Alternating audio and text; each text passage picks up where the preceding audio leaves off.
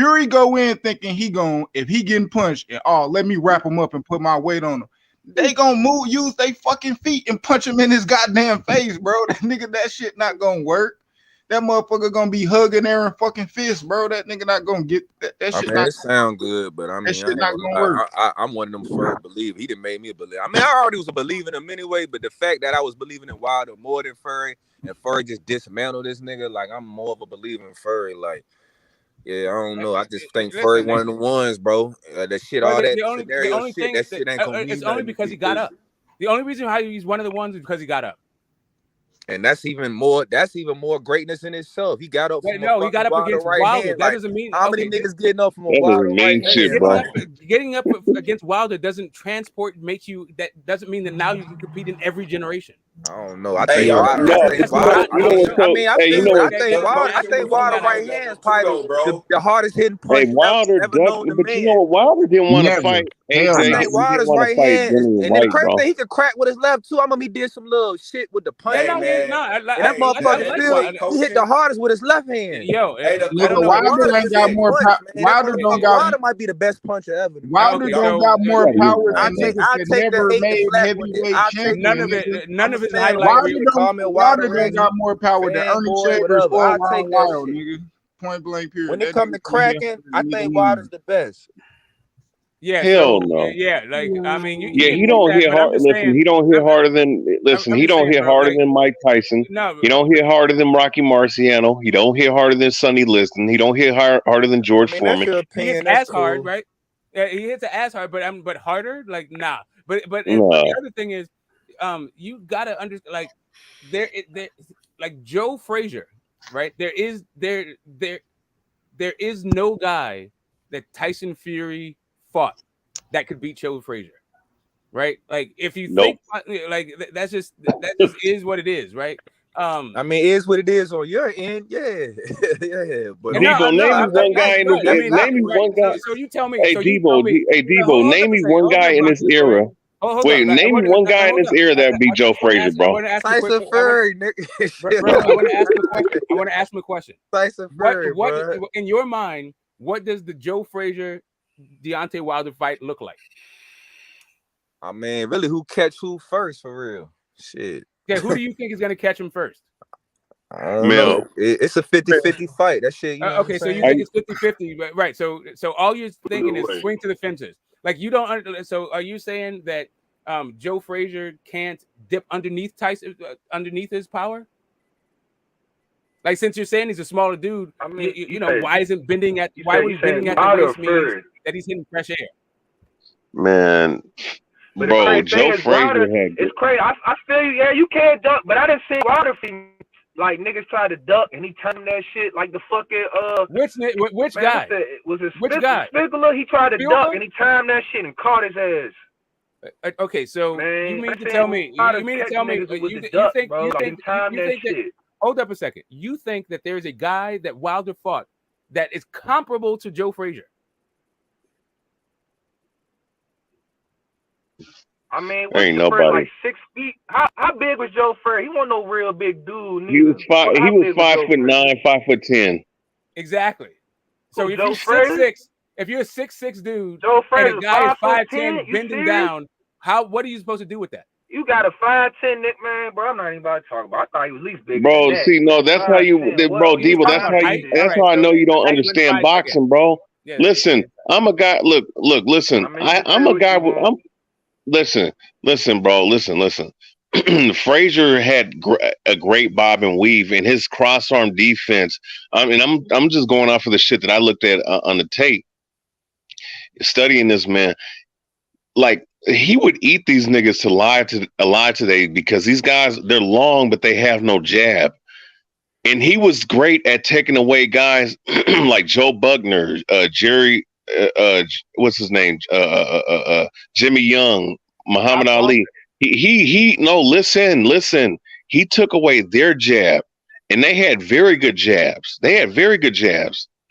All right, yeah, he's listed at 5'11", but people that was around him told me that he was 5'9", 5'10". Point being, though, he had that defense that he had, his defensive guard and his head movement all right, that bobbing and weaving, he slipped a lot of those punches and he blocked and parried a lot of those jabs. What do you think he's going to do to these slow, flat-footed ass niggas today who have no jab, but they're big ass fucking target? If you're that tall and you're just standing in the quicksand, you're nothing but a fucking heavy bag to a nigga that knows how to box, bro. That's why, bro. That's why I don't understand how the fuck how does Tyson Fury how's Tyson Fury beating Joe Frazier when Joe Frazier's landing that hook to the body, bro? I don't get that.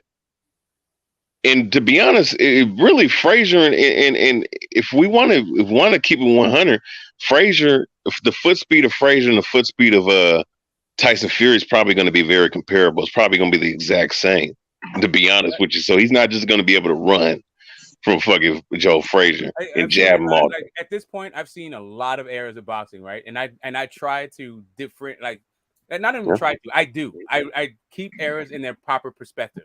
So it's not like I'm a big fan of these other eras versus this era. I'm just saying that even when Muhammad Ali was fighting, I wasn't like, oh yeah, Muhammad Ali, he's got Jess Willard. Jess Willard has no fucking shot. Like Jack Dempsey can't fuck with Muhammad Ali. Like I wasn't one of those dudes. It's just you're good for the generation that you're good for. That's what we're talking about. But to just say that now you can compete in every generation because you're competing in this one, I'm not saying Ali could go fucking 100 rounds with 40 rounds with Joe Jeanette or Sam McVeigh. Like, nah, I'm not doing that shit. I just like Muhammad Ali.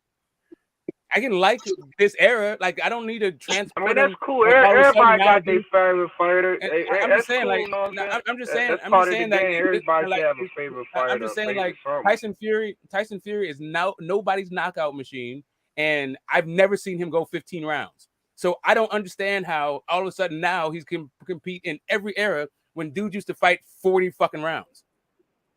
Man, back in the days, they used to fight 40 rounds. Tyson Fury's stamina is crazy, bro. Tyson Fury don't get tired. So that shit y'all be saying, oh, them niggas can't fight 15 rounds. Yeah, some of these fighters can. You know what I'm saying? Theirs ain't like that. But Fury, he can go 15 rounds if you ask Okay, me. Fury. He can Okay, go Fury. 15 Okay, so I never seen Tyson Fury tired ever.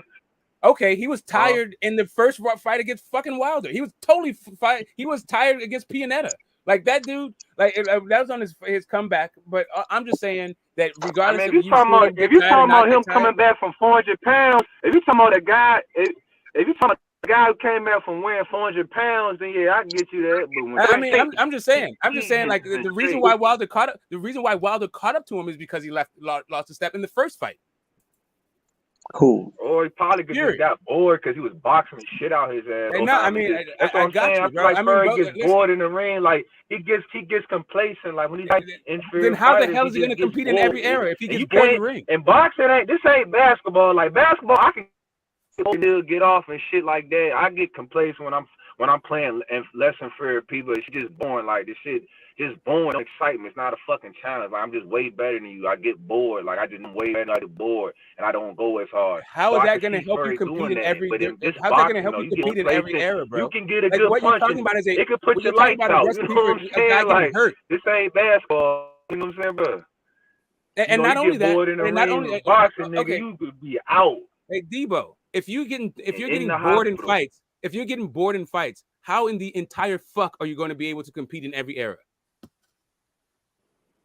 Because when you fight better people, you're gonna be up to the challenge. You're gonna be fucking up. Like, well, okay, so if the best, I know, okay, so I don't so two things. Like the Klitschko fight, like Tyson Fury, like Tyson Fury when he fought Klitschko, he was up for that fight. He knew it was at stake. He boxed the shit out that motherfucker for 12 rounds, like. And I didn't even know it was gonna make it look that fucking easy. Like I knew, I bet it on. I was like, he gonna win. I could see Klitschko, and I said I was studying Fury movement. I said, yeah, Fury got this. You just referenced that fight. But the way he made it look, he made Klitschko look like he wasn't a fuck. How long was he like the defending champ? Up until 10 years. So in that fight, did we not see Klitschko catch up to Fury late?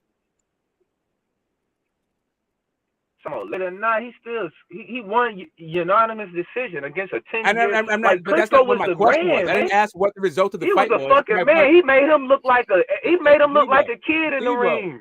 you're not answering my Klitschko didn't know, question, like bro. he was looking like how Hey, AJ bro, was looking you're after off that on some Usyk other fight. thing, That's how bro. Klitschko looked. He looked confused. My question to you is not about your impression of the entire fight. Or what the result was. I'm asking you, didn't Klitschko catch up to him late? Man, I forgot about that fucking fight. I watched I mean, it. he had some That good Klitschko moments. won. He had some good moments. Yeah, and those good moments came when? Late in the fight. Why? Because Fury is not the same dude late in fights. I mean, you No, say he's that. not. Okay, I'm glad you say that. So, hold on, I'm glad you brought this up because I feel like I could debunk that shit too. So, when the Wilder first fight, right? You remember when he knocked him down, right? You remember when really knocked his ass out? You remember he got knocked out, right? And he just magically woke up like the other. Well, he got Right? We knocked all down seen first, that. and then he got knocked. That's Yeah. probably one of the best moments that ever happened in boxing. But we all remember that, right? But did Fury did not wake up and really started handling Wilder? He didn't just wake up and was just like woozy and shit. He woke up and started beating his ass again. First up, hold up. That's literally not what happened. I can go all day about Fury, bro. I ain't the one, bro. You want to do this old era to Fury? I got something for all that shit. In the first fight, I'm Team Fury, in man. the first fight, That's not what happened, man. Like I'm what Team happened? Fury, Okay, bro, so first off, he dropped him, and then Wilder, in typical Wilder fashion, was being very reckless in the way that he came in, and Fury caught him with a counter. But even that was with a minute left in the round. It's not like Wilder dropped him and then all of a sudden Fury got up and was beating his ass. No, he got up and Wilder started getting on his ass, and then he hit him with a counter because the dude was rushing in being reckless. Because that's how Wilder is. Hey, Wilder. This is how you know Wilder don't really have a great chin like that. Then he get it all and still was beating his ass because you know what I'm saying. He still finished the fight strong. You feel? He looked like Devin Haney. When Devin Haney got rocked by fucking Linares, he finished that fight weak, bro. He ain't finished strong, bro. He finished that bitch strong. No, he didn't finish it strong. Like, He finished, some people think weak. even in the knockdown round, like still even the score up. Well, I mean, he got knocked down in the ninth, and you're talking about the last knockdown, but he got knocked down twice in that fight, and both of it was late. That's my only point to you. I know, but that I'm dude, the second one, was out. And then somebody in the comments said he was taking his time.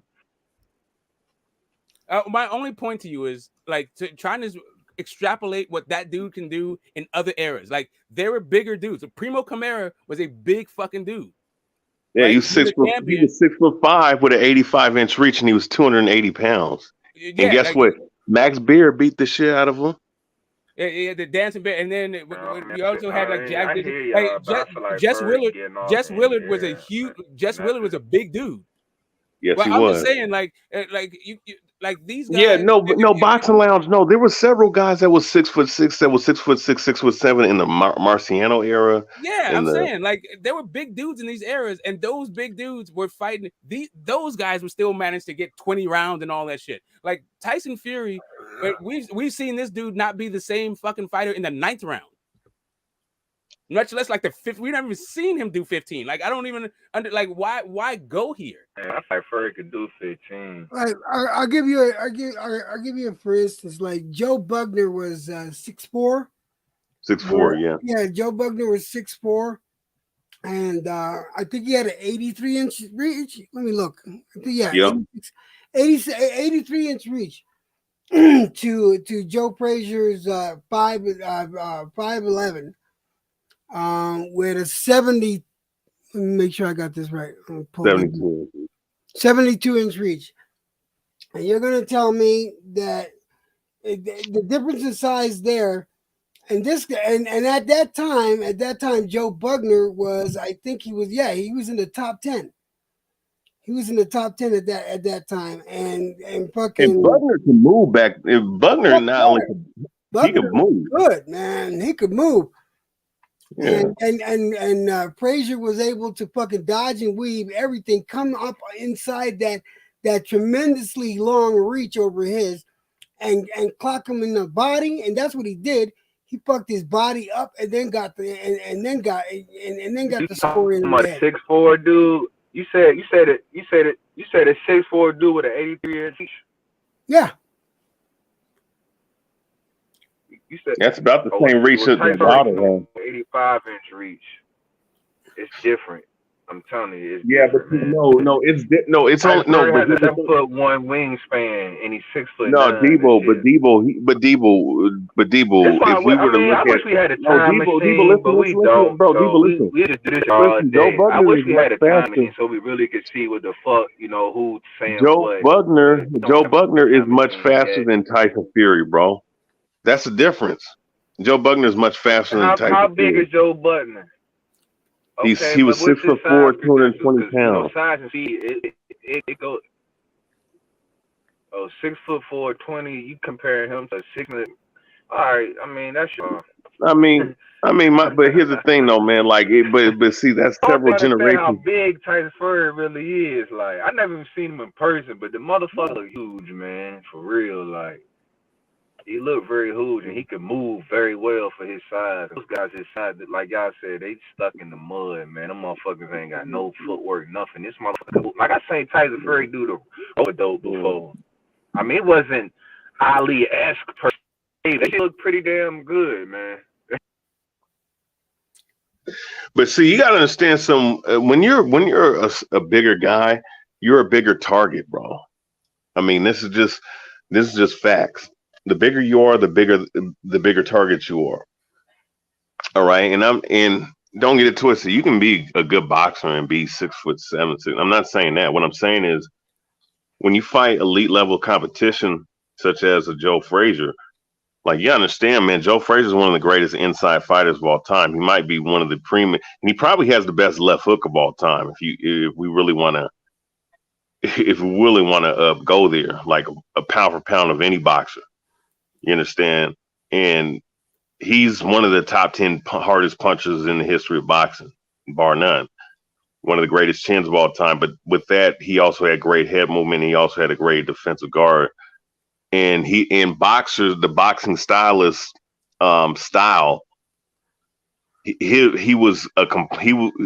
did well against those guys. And Fury, he's mobile for his size, but he's not mobile like Ali mobile. Nobody is, for that matter. And Frazier gave him hell for what, 36 rounds or something like that.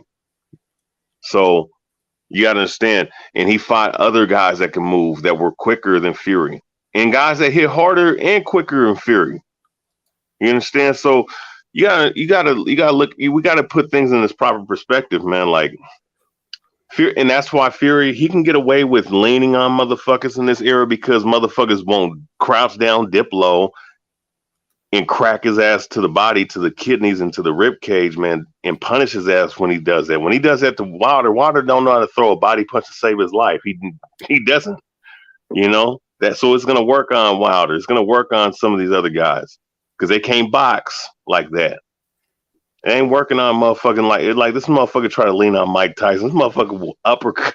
I mean, that's what I'm trying to understand. Like, you guys get like, and that's why I say the shit I say, man.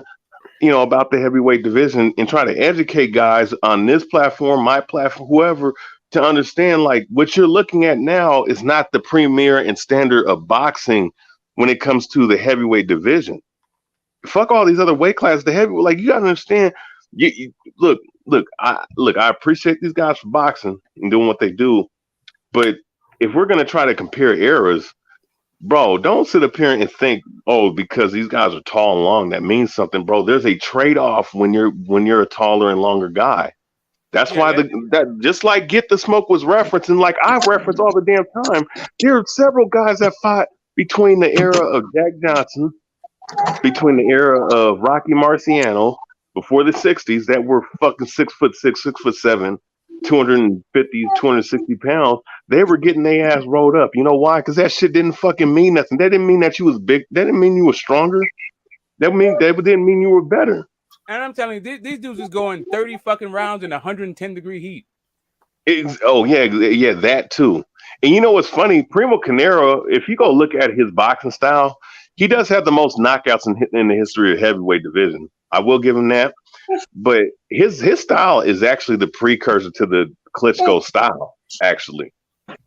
You know, he boxed. If you go look at him box, he boxes exactly like the Klitschko's box. The only thing is he.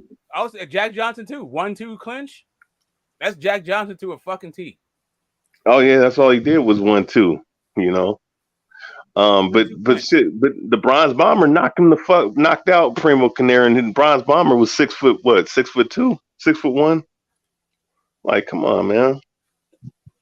Like, look, man, motherfuckers was and you can't look at the weight and the size and shit, because that weight and size that we see today is because of all the goddamn steroids and the fucking mat and overly, overbearing of these damn preservatives and these foods and motherfuckers eat today. So they look bigger, but they're not stronger though. Motherfuckers don't. It's obvious that motherfuckers testosterone rate is not as nowhere near as high as they used to be back in the day. So I'm just saying, like, the motherfuckers today are not as strong as motherfuckers in the past, man. So, and they're not as tough as they are in the past. Like, motherfuckers get clipped on the chin. Bigger they are, they get like Anthony Joshua get clipped on the chin. He act like he got hit with a damn shotgun or some shit, bro. So the phrase "the bigger they are, the harder they fall" was coined by one Jersey Joe Walcott. Dude was like a 5'2" welterweight, knocking out heavyweights. You mean Barbados Joe Walcott? Oh, sorry, Barbados Joe. That's it, Jersey Joe, the heavyweight. No, Barbados Joe Walcott. And another cat that was making motherfuckers heavyweights not wanting to fight him at his time, and he came up for 135 was fucking Sam Langford. This motherfucker was winning all kind of colored, Negro titles, but of course the white boys back then didn't want to fight him. This motherfucker had Jack Dempsey, who was the premier heavyweight at the time, saying he didn't want nothing to do with him, bro. Like, yeah, the bigger they are, the harder they fall. See, if you are that small, if you are that short, you do have an advantage on the guy because you're a smaller target. And if you can move with that and you can have a little bit of leverage on your punches, you are a fucking difficult guy to box, man. And plus, like I said, man, motherfuckers was much physically stronger, much mentally tougher, had higher levels of testosterone. That's a proven, that's a fact. That's not hyperbole. That's a fact. That's a scientific fact. Don't argue with me. I will pull it up and make you look stupid. Please don't argue with me on that. And that's just a fact. It's like the NFL players, bro. Look how big they fucking are right now. Yeah, well, these guys. NFL is a different thing. Like NFL, those guys have gotten better, right? NFL football in general. It started on college campuses and like the military kind of shit. Like the evolution of it, yeah, it lends itself to those guys being better because they started from where they started off from.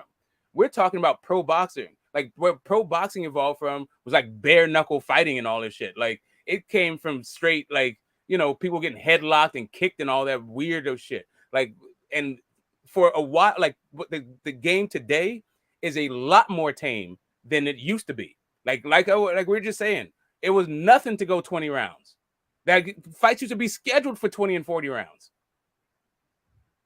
Yeah, what's so funny, man? Like, and I show cat and don't get it twisted. Like, I've talked to people before, and they'd be like, "Oh, well, all Jack Johnson was doing was punching and clinching.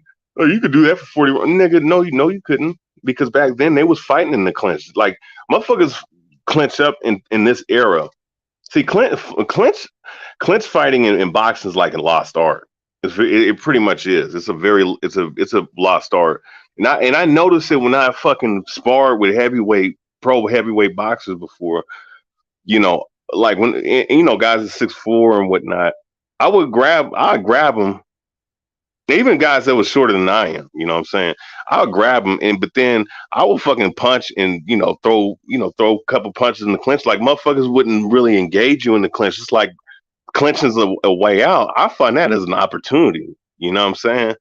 And it's like motherfuckers don't want to do that. But back then, dog, they was fighting in the clinch. They was up in the clinch punching each other, bro. And the referee was allowing motherfuckers to do that. right. And you So can't they're do talking that. about like juiced up Motherfuckers boxers, can't do right? that. Like Yeah. what constituted juice back in the day. Now people think it's a detriment, right? Like it used to, like cocaine used to be like a stimulant thing that people were on, right? But Yeah. now if you're on cocaine, then that means you've diminished yourself. Like there is no like even the juice, like the performance enhancing drugs are even fucking different. Like Yeah. if you look at like a guy like Hector Camacho, that guy was a cokehead before he ever boxed. He was a fiend the entire fucking time. He would go into fights high as out of his goddamn mind on coke. But now you're saying but now Tyson Fury, we're supposed to give him like credit because he came back from doing coke. You know. Yeah, man. Like, no, motherfuckers. It's crazy, bro. You know, it's crazy, and it's crazy how, like our standards for boxing has diminished, and then we like, and don't get it twisted. Some guys can be preferential to their era. I feel that, but but let's put things in the proper perspective, man. Like, guys just not that good, man. And really, in all, like what boxing has become more civil. Like you're not gonna get like you could say that these guys are better athletes, but that doesn't mean that they're now better technical. They have better technical ability. They certainly are man, fucking tougher, I don't. and they certainly don't First have off, the man, same kind see, of but here's the thing, though. Even with that, but no, let's deal with that.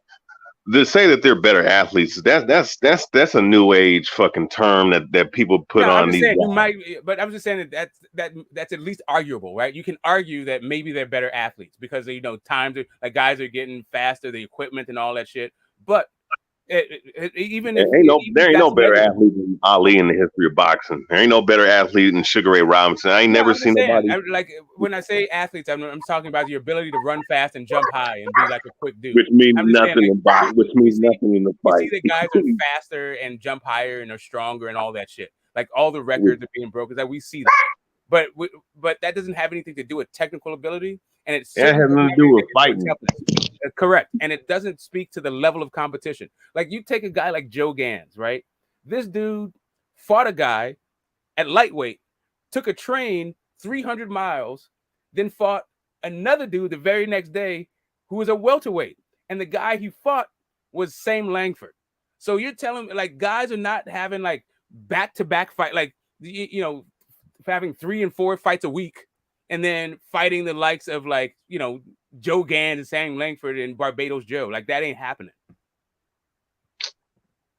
Man, you know what? Yeah, man. Yeah. Hey, y'all heard about Cuba? They're letting their fighters to become professional. Oh, that's good. That's a good Yeah, thing. yeah. I was reading it on Google about I put boxing. They were like, Cuba's gonna let their fighters to become professional fighters. I was like, oh shit, that's good, bro. That's fucking good. They deserve that shit. You know, a lot of promoters are gonna be going over there and get some Cuban fighters, bro. I heard that, but I wanted to elaborate on one more thing. The activity of the boxers now, especially the heavyweight boxers, compared to the activity of the boxers, because historian was touching upon this, and so was Smoke. Look, you got these boxers that fight multiple times in the year, and now you have boxers that fight, one time a year, or maybe one time every 18 months or something like that.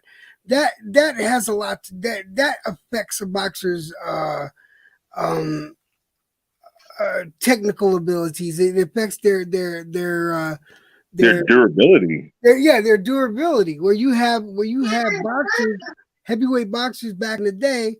Ali fought 2 or 3 times a year. Frazier fought 2 or 3 times a year. All right, these guys. I mean, think about it.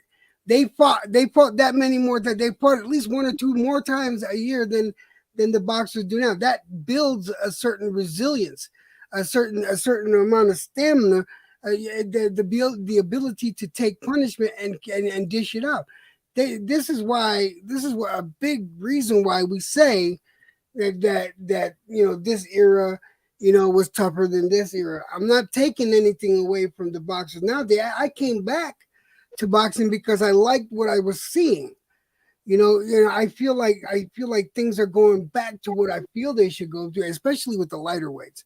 Not so much with the heavyweights, because like I said, unless it's Frank Sanchez and maybe Joe Joyce, I'm really not impressed with any of these boxers. All right, as far as the heavyweights go, but I see the lighter weights starting to get back into that mode.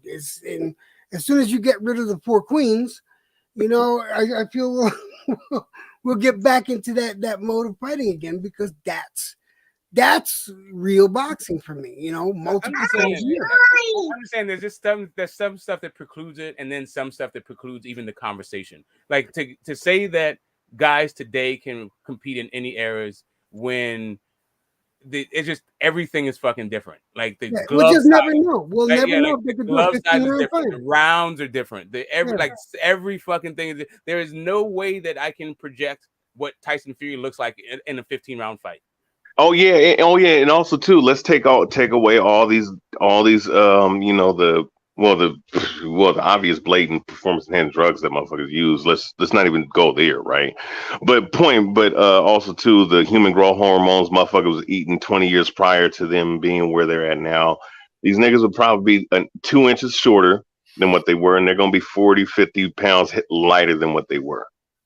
And their inches, their reach is probably gonna be 2 inches shorter.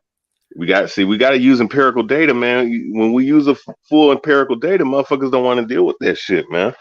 If you put Joe Frazier and Mike Tyson today, they're probably 6'1", and they're probably gonna be 20 pounds heavier than what they were, and probably 2 inches. See, if you can't deal with that, then don't sit up here and talk about how big a motherfucker is and all this other shit. No, you got to go through all that shit, man. And that shit don't even fucking matter to begin with anyways. It's about your skill and technique and how tough you is, man. The motherfuckers are just not that tough, bro. It's just what it is. That's across. It's not just boxing. That's fucking, if we take out all the other combat sports.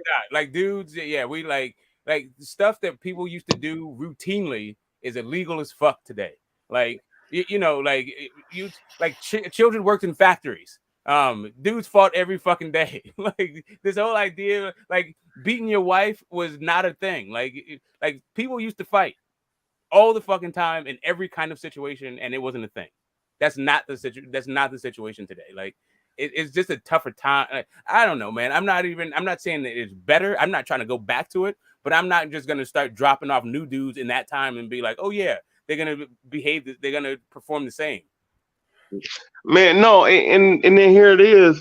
If you have fucking, you gotta think with Floyd, this motherfucker used xylocaine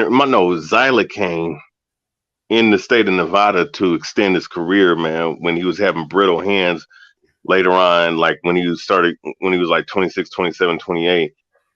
Bro, take that shit away. Put him in the era where there's 4-ounce gloves and you're fighting on every day, man. He wouldn't be around that long. And a lot of these guys wouldn't, because these guys are not durable. Yet they have all this medical treatment, all this shit to their disposal, and they're still nowhere near as tough and nowhere near as durable as motherfuckers in times past. Go back. He's like Keith Thurman story, and he got like soft hands. There's one man, guy he got a soft body, man. What are you talking about? I ain't never seen a motherfucker spit out his mouthpiece just because he got hit. Yeah, he got soft body too, but he got some soft ass hands too. There's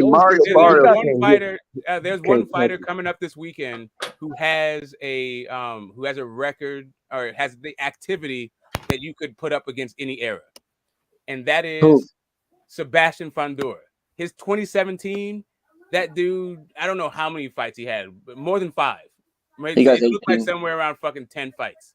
Like that dude, it was very active. Like he wound up getting like 3 or 4 fights even during the pandemic. During like 2020, when everything was fucking shut down, that dude was getting fights.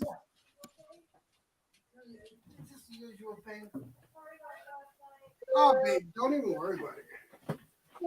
I'm just saying, yeah, like I don't know, like I'm a huge like I like this era a lot. I like Wilder a lot. I like Fury a lot. Smoke, which one is your best era? But you in the era with the Haglers and the Hearns, right? Yeah, I mean, Yeah, I don't have one for real. Like I just have what I saw, like, and even I've seen different eras and different fighters and different parts of when I fought. Like I liked, you know, But what era you prefer, like your what choice? era do I prefer? Like I like this. So like I've also evolved as a person, right? So like I like my because of my life experience, I'm experiencing the sport differently. Like I used to Uh-huh. be a guy that just liked a slugfest, right? Or I'd like the guy, or I'd never been that dude. That's not true. I'd like the guy. I used to like just straight lateral movement, slick hit and not get hit. But then I actually, after a while, I got into Slugfest. That was cool. But now I understand, the business of it, and people have to feed their families and all this other. It's just I don't have a preference. I've actually enjoyed my entire boxing experience. I don't like when we. I don't. I feel like Desmond, or I'm not quite, or Debo. I feel like his issue, what he was actually saying was people discredit this generation because they're stuck in the past. And No, it's not. I'm It's but because I'm not one of of those this dudes. I actually generation. like every kind. I like every generation, and I No, don't really think it's the one is. problem. This generation smoke. It's because everybody's trying to be the A side, bro. That's the Yeah, but problem. I don't care about that. I just noticed that's the thing. I don't think that when people weren't trying to be the A side, it was better. Like I Yeah. just noticed that there's a difference here. Like I think that there's a difference in the ability to fight. I was like where this conversation started. I was just saying to Jed, I think that the huge difference between now and then, but like in this generation versus every previous generation, is the top of the echelon, like the top tier guys have glaring fucking deficiencies in their game. Like they aren't even really they're either incomplete fighters or they have like this weird physical attribute. Even if they're technically sound, like they'll have really fucking slow feet or some shit like that, or the chin don't fucking hold up. They square up like some weird ass fucking thing that I don't feel like was true for guys in the 60s and 50s and 40s, maybe not even the 90s, right? But I'm not long for those days. I don't need I'm not looking for the next Sweet Pea. I think Spence is fine, right? I think Bud's fine. I like these eras. Like I don't like I just appreciate what I'm seeing. That's Yeah, it. no, I appreciate these guys in this era. It's just that if we want to make the comparison, like which Yeah. guys do a lot, we just gotta put things in its proper perspective. Now, the only one that's really Here's what I don't like. I don't like that a bunch of guys I don't like people who haven't gone back and done their research start talking about how Floyd beats Tommy Hearns. Like I don't like I just or Triple G beats Marvin Hagler.